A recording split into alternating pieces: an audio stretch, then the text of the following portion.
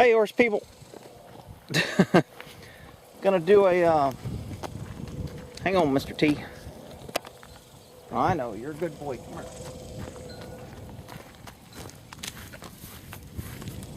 Gonna do a, buddy, don't be running off to the neighbors. You're gonna get in trouble. We're gonna do an injured horse. If a horse is injured, or you have a wild horse, I used to use this method to get people would adopt Mustangs. They'd leave the halter on, and when you buy a Mustang, they usually put a big halter on because they know people won't take the damn things off. Well, after a horse grows, I mean, I've taken halters off that have literally grown into the skin over a horse's nose because the people couldn't catch them, didn't know how to handle them, and they couldn't get the halters off. So there's a couple of ways to get a halter off a horse that you can handle. And there's also, you can use this method if you have an injured horse and you need to either get him in a trailer or get close enough to doctor or touch a horse that normally wouldn't let you do it. Now, what promoted or prompted this video is someone wrote me, yeah, she's a woman. Someone wrote me and asked me, buddy, don't touch that camera. Buddy, I'm gonna beat you like a stepchild. You are in big trouble. You just come over and nose that, and now you're gonna get a beating. Knock it off. You're in big trouble. All right, let's try to set this thing up again. Crazy horses. Crazy horse. Hang on, Mr. T. I know. Buddy messed up the program. Now I got to reset it. So I know where we're at. All right. We're still filming here. So, what this girl did, and she runs a rescue. I'm not going to say her name. She does good work. She made a mistake. Everybody does it. I've done it. Everybody's done it. Anybody that tells you ain't never made a mistake on a horse is lying, or they ain't handled many horses, or they ain't that damn good. Because every time you make a mistake, you learn, you get better. So, you can cry. You touch that camera again, you're going to get a knuckle sandwich. So, if you've got a horse that you can't handle, of course the wind's going to pick up because I'm filming. It's okay, buddy. You can come say hi to me. You just can't touch the camera. Come on. He's looking all sad like he got in trouble. You did get in trouble. What this lady did, she had a horse with a hurt foot. So the horse is already wild. She don't know much about it. She may have heard rumors. I'm not trying to get the story specific. Basically, it was a bad move to try and trailer load a horse that's injured that you don't know. Now, if one of my guys was injured, I could probably trailer load them and feel pretty safe that they're not going to hurt me. But when you start combining injury, pain, fear, trapping a horse in a trailer, forcing him into a small area, trying to do something you've never done with a horse before, and now you add pain and fear and trapping, look, it's not going to turn out good. That's not a good move.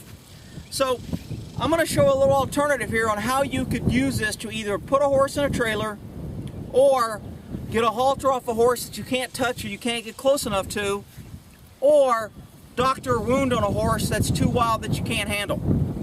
So what I've done here, Mr. T, can you step back? Are you finished with that grass hay? Get that out of your mouth there. Are you finished with that? He's like, no, I was going to snack on that later, Dad. All right, so what we have here, come here, Mr. T. And this is a crude, rough area that basically I put, you can do this with 3 panels and a fence, 3 panels on a wall, or 3 panels on a horse trailer. Now if I wanted to load a horse where this gate is right here, I would have a nice stock trailer that's big, open, that I'm not worried about. Sorry, Mr. T. That I'm not worried about. I'm not going to try and load a horse that's scared of hurt in a slant load with a divider or a straight load with a divider, because that makes it too cramped. I want a big open area. If all I have is those, well, then maybe I shouldn't load him, or I need to drug him up, or I need to call a vet out to him. But this is a scenario to where a horse is too wild and you can kind of get him. Most times if you get a horse, you can kind of corral him and move him. I mean, I've literally moved horses by putting hay out, having a bunch of people basically build, everybody brings, 2 people build a panel, and we basically build a round pen around a horse eating. and he lets us get this round pen pretty big, and then we slowly move each panel all the way around, and we move the entire round pen to where we want the horse, either to a gate or to where we need him. So there's a lot of ways to move or catch a horse, but normally you have to use something, food or something, to get him in a small enough area to where you can contain him. So as long as you can get a horse into an area, and in this situation the lady could have got him in this area because she led him up to the trailer before he ran her over and kicked her in the head or whatever it was. But if you can get him in this area to where there's just 3 panels, now I have a trailer that's open, so the only way for the horse to move is in that trailer. He can't move anywhere else. Now, this will work if it's done right, but like all things with horses, if you go too fast, you put too much pressure, you don't read the horse, you don't give release, and you try to do it quickly, then you get a horse panicking. This panel right here, most Mustang places, when you get a Mustang, they want the panels, I think, 6 or 7 feet. So they'd want a higher panel. The lower the panel, the more likelihood you can push a horse into trying to jump it. The higher the panel, the less likelihood a horse is going to try to jump it. So you're going to be able to put more pressure quicker on a high panel than on a lower panel. But the lower your panel, the less and slower you got to go. Now, slow is always better, less is always more. You don't want to push this. If you got a horse rearing and trying to jump out, you're putting too much pressure. You're going too fast. This could take 5 minutes. It could take 3 hours. Okay?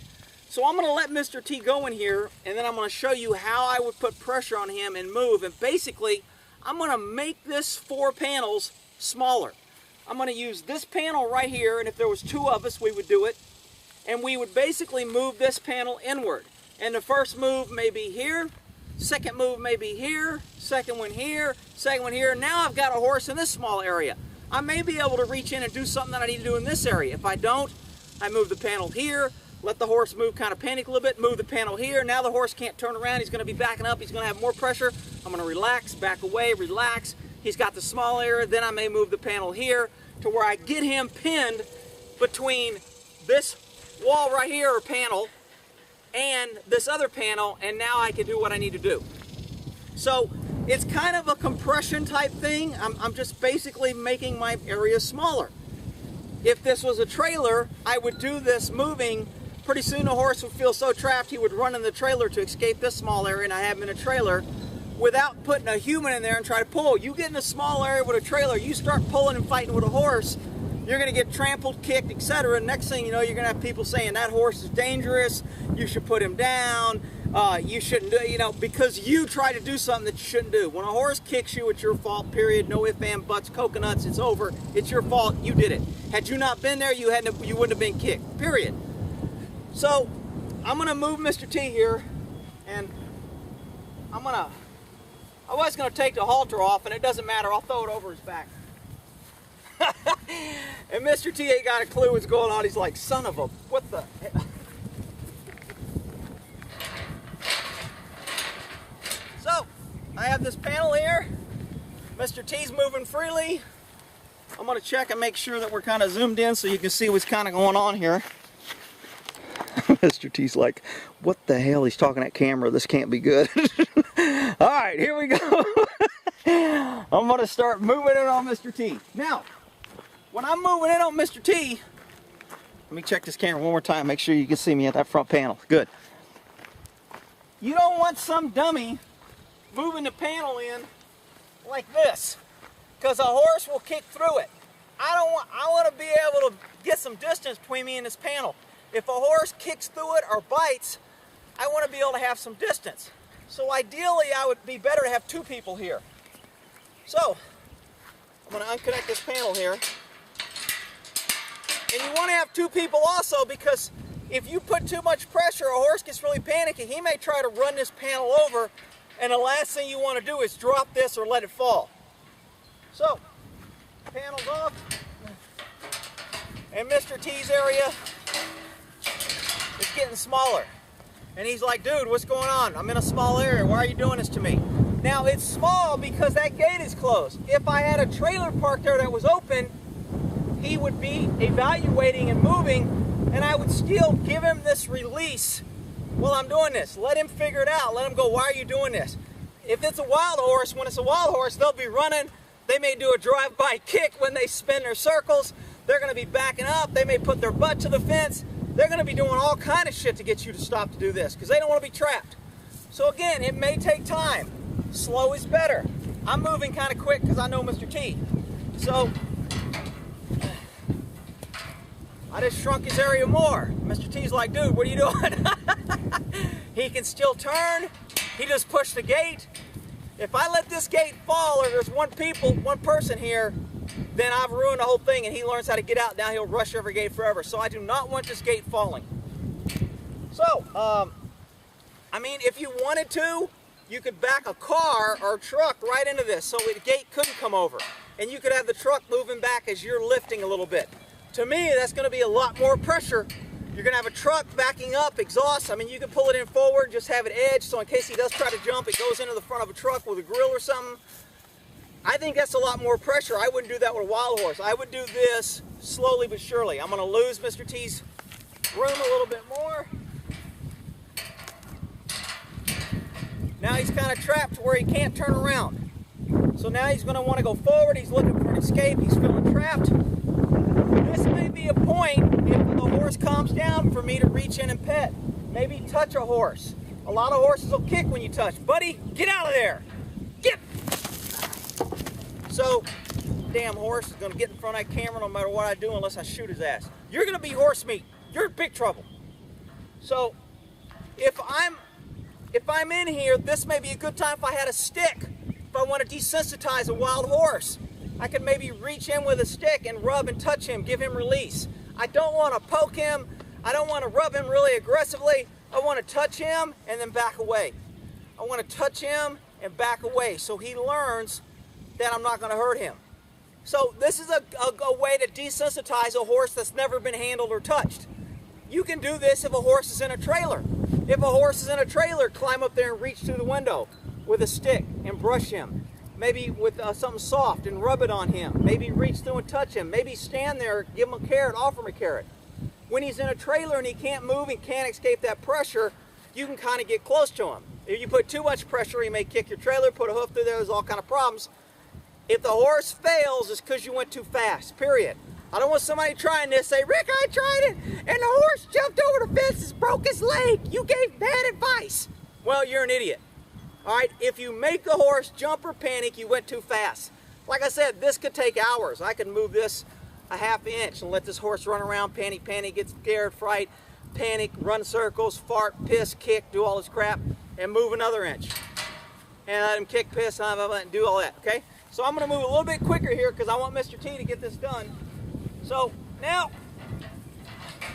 Mr. T wants to back up. I've got this panel on this side. I've got the panel on that side.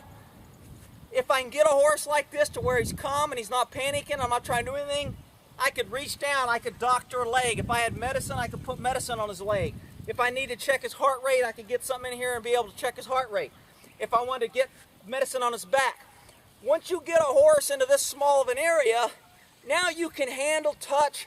If he had a halter on, I couldn't get it off. Now maybe I can reach up and take this halter off.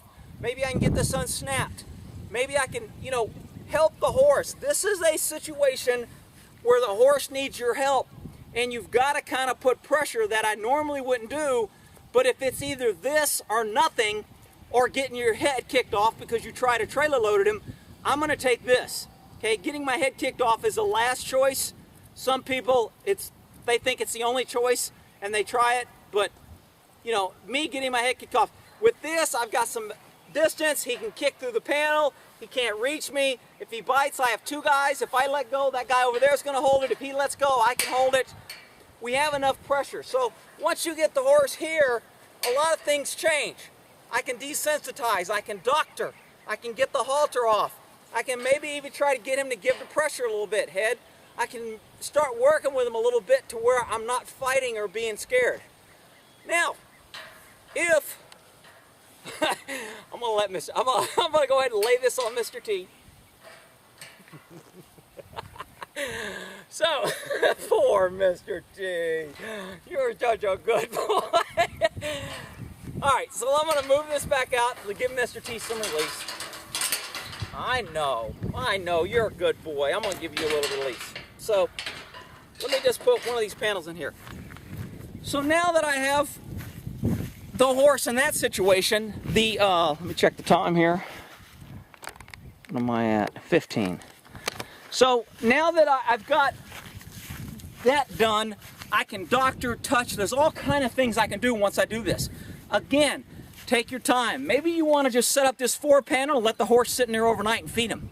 And the next day move it in a foot and feed him. Now, I don't leave a horse in a small area for a long time. If I'm going to do this, I want to do it to where I'm reading the horse and I'm seeing him. I'm giving him some release. I'm letting him know. I may move the panel back. Give him a little release, say, hey, it's not going to hurt you. I'm going to come in and I'm going to come back. I'm going to come in a little closer and I'm not going to come back quite as far. Again, not fast, rhythm, slow, not pushing or panicking the horse. That's how you get a horse that you can't handle, can't touch, and you need to doctor, get a halter on, do something to handle this horse in an emergency.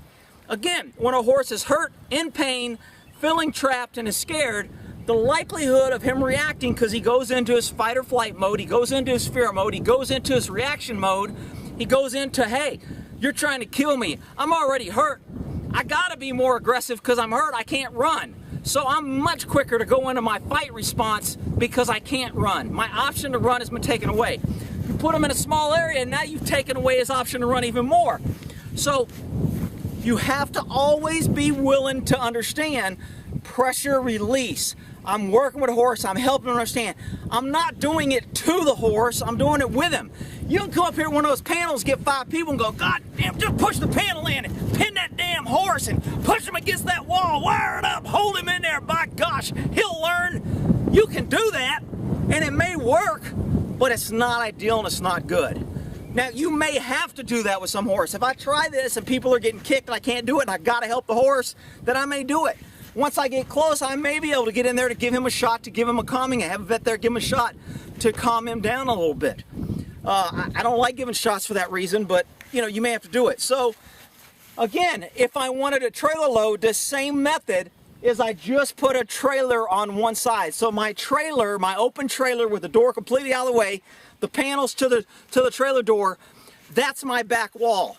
Then I have 2 side walls, and then I take this panel and I slowly force to where the horse has nowhere to go, but in the hopefully the biggest stock open trailer you can get. Then once he goes in there, don't drop the panels, quick, shut the door, get a rope. If he runs in there, relax, maybe move in a little bit closer. Don't put pressure, let him chill out. I really don't want him coming back out, so I'd probably put the panel next to the door slowly so we can take the panels off and slowly get the door, slide the panel as we're shutting the door, and slide the panel away and the door's there.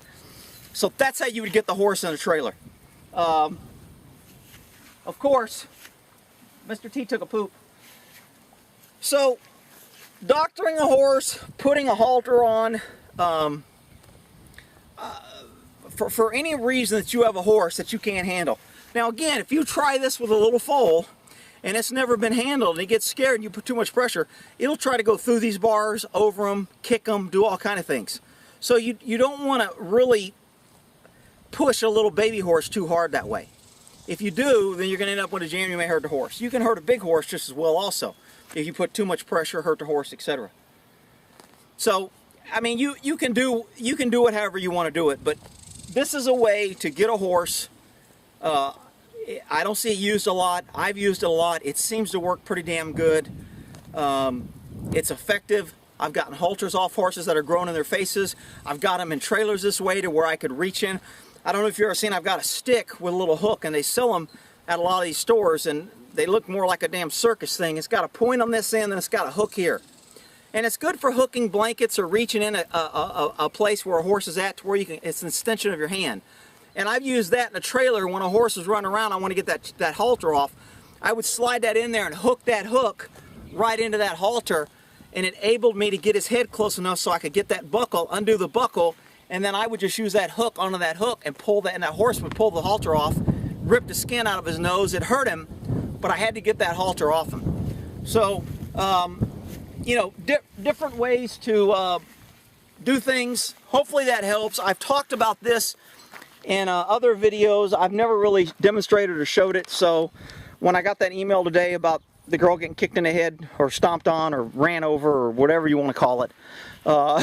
It didn't turn out well. This would have been a better option, okay, to get a horse in a trailer or to move a horse when you've got to work with it. Again, this thing is so small, if you keep a horse in a small area, you know, he's not going to be able to get release. He's not going to be able to run from you. He's not going to be able to give himself release when you feed him, when you change his order, when you walk by there, sit next to him, read a book.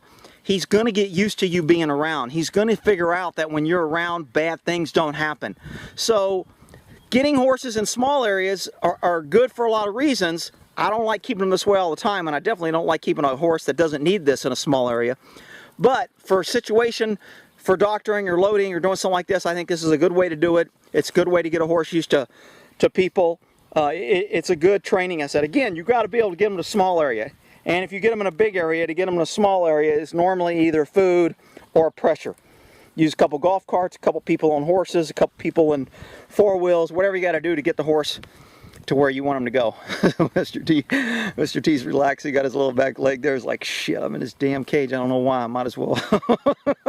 Alright, well, in that there, hopefully that helps. Let me chew on Buddy. Buddy, you're in big stinking trouble. You messed up this video twice and now you're getting a beating. Alright, well, in that there. Bye, Mr. T! You're a good old boy!